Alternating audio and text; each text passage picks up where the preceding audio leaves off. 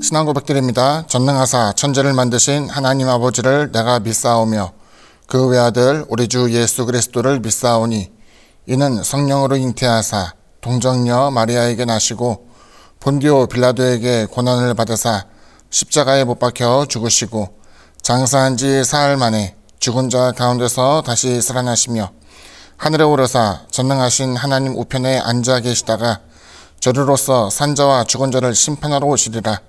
성령을 믿사오며 거룩한 공예와 성도가 서로 교통하는 것과 죄를 사하여 주시는 것과 몸이 다시 사는 것과 영원히 사는 것을 믿사옵나이다.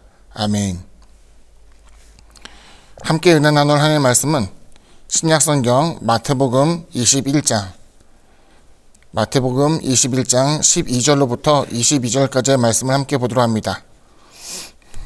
신약성경 34면에 있습니다. 마태복음 21장 12절로부터 22절까지의 말씀을 함께 보도록 합니다. 다 찾으신 줄 알고 제가 봉독해 올립니다. 예수께서 성전에 들어가사 성전 안에서 매매하는 모든 사람들을 내쫓으시며 돈 바꾸는 사람들의 상과 비둘기 파는 사람들의 의자를 둘러 엎으시고 그들에게 이르시되 기록된 바 내 집은 기도하는 집이라 일컬음을 받으리라 하였거늘 너희는 강도의 소굴로 만든도다 하시니라. 맹인과 전자들이 성전에서 예수께 나옴에 고쳐주시니 대제사장들과 서기관들이 예수께서 하시는 이상한 일과 또 성전에서 소리질러 호산나 다윗의 자손이여 하는 어린이들을 보고 노하여 예수께 말하되 그들이 하는 말을 듣느냐? 예수께서 이르시되 그렇다. 어린 아기와 젖먹이들의 입에서 나오는 찬미를 온전하게 하셨나이다 함을 너희가 읽어본 일이 없느냐 하시고 그들을 떠나 성 밖으로 베다니에 가서 거기서 유하시니라. 이른 아침에 성으로 들어올 때에 시장하신지라.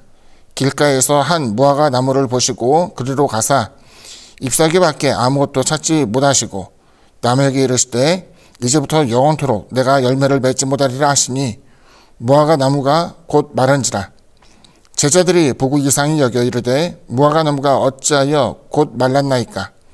예수께서 대답하여 이르시되 내가 진실로 너에게 이르노니 만일 너희가 믿음이 있고 의심하지 아니하면 이 무화과 나무에게 된 이런 일만 할 뿐 아니라 이 산더러 들려 바다에 던지라 하여도 될 것이요 너희가 기도할 때에 무엇이든지 믿고 구하는 것은 다 받으리라 하시니라.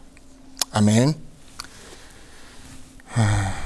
고난주간을 맞이해서 월요일부터 금요일까지 고난주간에 있었던 요일별 행적에 대해서 함께 보도록 합니다. 어제는 종려주일로서 주님께서 예루살렘에 입성한 것을 보여주고 있고요. 오늘은 이제 그 다음날 월요일이 되어서 성전 정화에 대한 내용을 이제 보여주고 있습니다.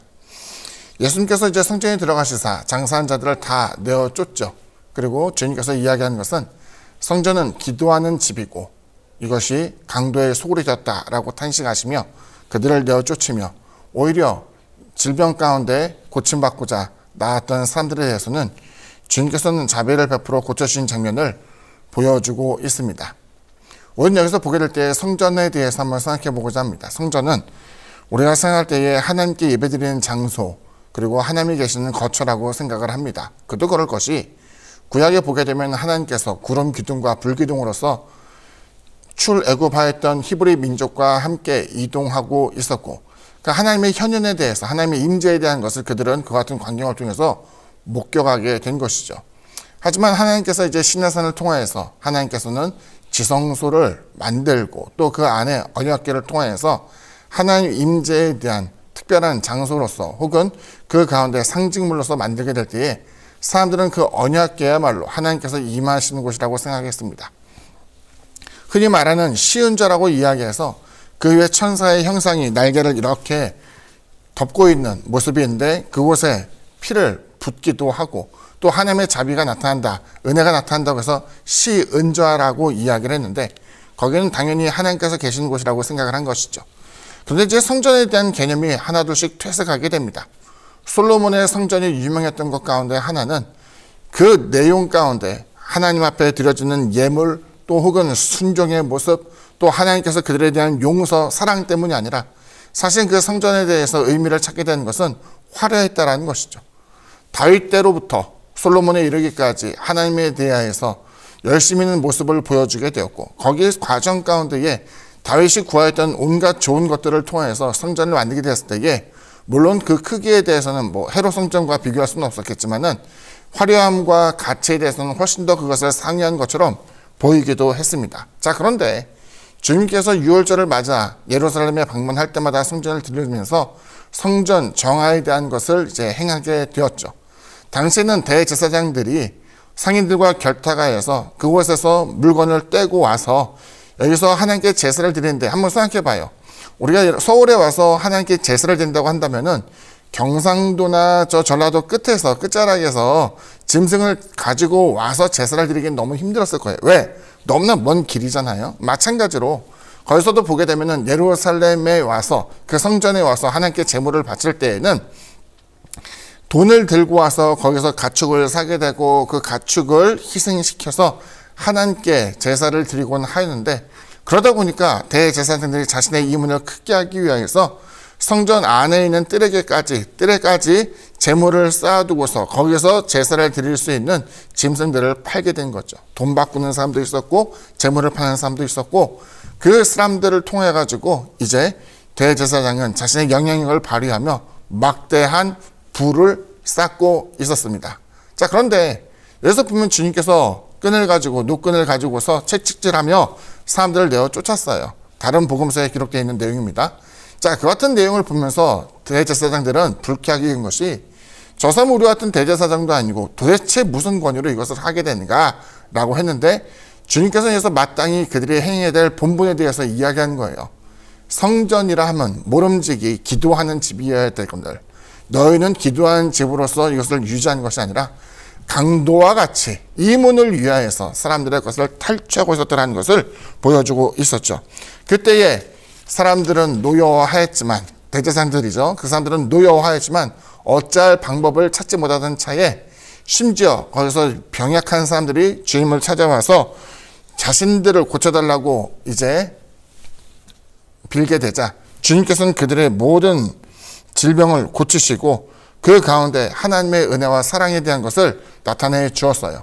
교회 안에서 해야 할 일을, 성전 안에서 해야 할 일을 주님께서는 하고 있었고, 그것과 상관없이 이 문에 대한 것을 생각하는 사람들은 주님의 행하신 일들을 제재할 수가 없었죠. 자, 그런데 거기서 이제 놀랍게도 나오는 소리가 있어요. 뭐냐면은 어린 아이들이 외치는 소리입니다. 여기서 보게 되면은 성전에서 소리질러 호산나가 뭡니까? 하나님 우리를 구원하소서라는 그 내용이에요.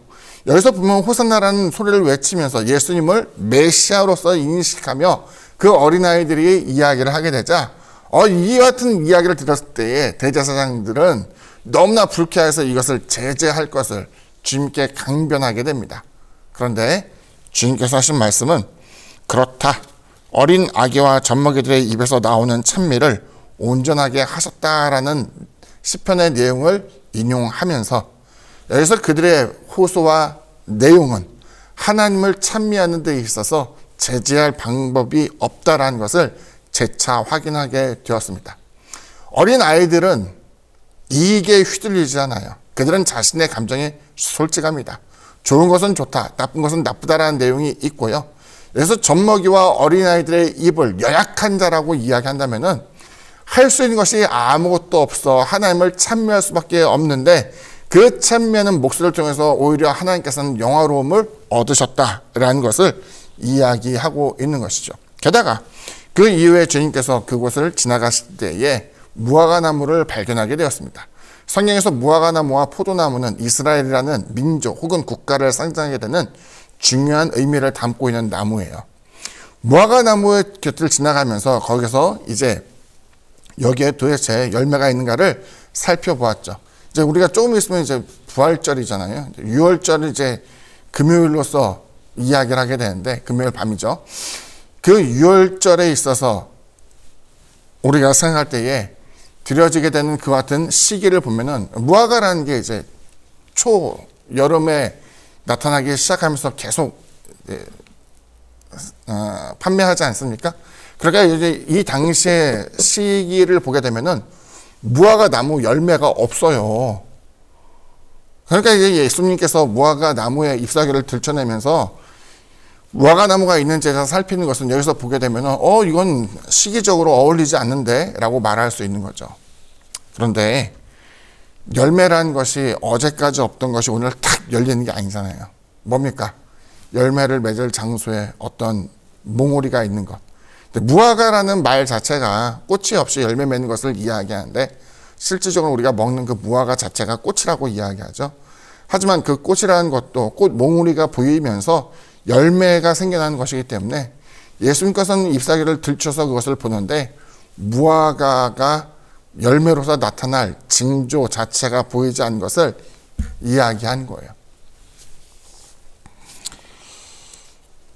신실한 성도는 어떻게 만들어지는가 혹은 어떻게 변화되는가에 대해서 이야기하자면 어제까지 방탕하고 어제까지 거짓말자이고 어제까지 불평 원망을 하던 사람이 어느 한순간이 되어서 활짝 바뀌게 되는 모습은 저는 없다라고 생각해요. 그런 사람은 거의 없죠. 왜? 설령 그렇게 변한다 하더라도 한 번, 두 번 시기적으로는 실패하고 낙심하는 경우가 많이 있기 때문이에요. 하지만 여기서 보게 되면은 무화과 나무에서 열매가 생겨나고 이것이 우리가 먹을 만큼 탐스러운 열매로 바뀌게 되는 것에는 분명한 시기적으로의 징조, 변화라는 것을 우리가 목격할 수 있게 되는 것이죠. 그런데 그와 같은 모습이 보이지 않게 되자 주님께서는 그 무화과를 저주하였고 이후로는 열매를 맺지 못할 것을 이야기하였고 제자들이 다시 그것을 보게 될 때 그 나무가 곧 마르게 되어서 주님께서 말씀하신 그 저주를 통하여서 이와 같이 나무가 다시는 열매 맺지 못하는 죽은 나무가 된 것을 발견하게 되었어요. 제자들의 입장에서는 좀 당혹스러웠을 것 같아요. 주님은 사랑의 하나님, 사랑의 주님, 구원자, 자비를 베풀어 주신 주님이라고 생각하는데 열매 맺지 못하는 변화를 기대할 수 없는 그 같은 것에서 주님께서는 다시는 그 나무에 대해서 자비를 베풀지 않은 모습이 마치 성전에서 정화하며 깨끗게 하기를 원하시는, 온전하게 하기를 원하시는 하나님의 뜻에 반하여 오히려 분노하고 오히려 하나님에 대한 찬미를 스스로 거부하는 그 같은 행태에 대해서 마치 말라 죽어가는 무화과 나무의 모습을 발견케 하는 것이죠. 첫째 날 주님께서 성전을 정화하신 것 같이 오늘날에 있어서 성전은 교회뿐만 아니라 저와 여러분의 마음이 바로 교회겠죠. 그리고 우리의 모습은 무화과 나무, 시기가 아직은 탐스러운 과실이 맺힐 시기는 아니지만 순차적으로 열매 맺기 위해서 조금씩 변화되어지는 과정이 저와 여러분의 모습 가운데 있게 되기를 바라요. 그래서 더 나아가 주님께서 원하시는 천국에 합당한 자요, 구원에 이르게 되는 복 있는 사람으로서 하나님의 은혜와 사랑 가운데 거하게 되는 저와 여러분 되기를 주님의 이름으로 축원드립니다. 기도합니다. 사랑해 주님 감사합니다. 주님께서 십자가에 달려 죽기 전 마지막 한 주간의 행적을 우리가 살피면서 동일한 은혜 또 주님의 사랑에 대한 것을 우리가 누리게 되기를 바랍니다. 우리는 현재의 삶을 살고 있지만 경건의 훈련을 통하여서 더 나아가 주님께서 기뻐하시는 삶의 모습으로 변화될 수 있도록 도와주옵시고 또 고난의 유익 또 경건의 유익을 통하여서 우리의 삶이 풍요롭게 하나님의 말씀의 풍성함을 누릴 수 있도록 은총을 허락하여 주옵소서. 한 주간 있을 계속되는 기도 혹은 금식을 작정한 이들에게도 힘과 용기를 허락하여 주시고 그들의 삶 가운데 말할 수 없는 하나님의 위로와 평안이 깃들 수 있도록 주님께서 주장하여 주옵소서. 예수님의 이름으로 기도드립니다. 아멘. 하늘에 계신 우리 아버지여, 이름이 거룩히 여김을 받으시오며 나라가 임하시오며 뜻이 하늘에서 이루어진 것 같이 땅에서도 이루어지이다. 오늘 우리에게 일용할 양식을 주시옵고 우리가 우리에게 죄 지은 자를 사하여 준 것 같이 우리 죄를 사하여 주시옵고 우리를 시험에 들게 하지 마시옵고 다만 악에서 구하시옵소서. 나라와 권세와 영광이 아버지께 영원히 있사옵나이다. 아멘.